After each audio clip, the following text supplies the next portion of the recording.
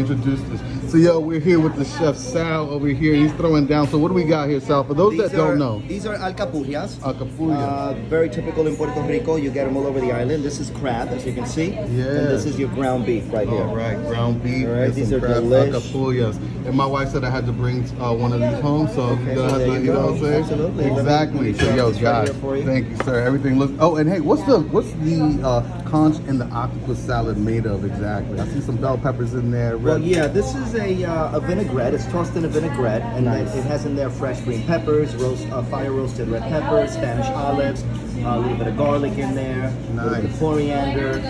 It's very fresh. Okay. So yeah, it's really, really nice salad. So definitely not overpowering. It's just a very light vinaigrette. All right, Sal. Thank you so much, man. Awesome. The Take food care. looks beautiful, by the Enjoy. way. Thank you. Presentation is crazy. I can't wait to eat it. Thank you. All right, guys. You're an artist. Man, so yo, we're gonna get into it right now. So I'll be back.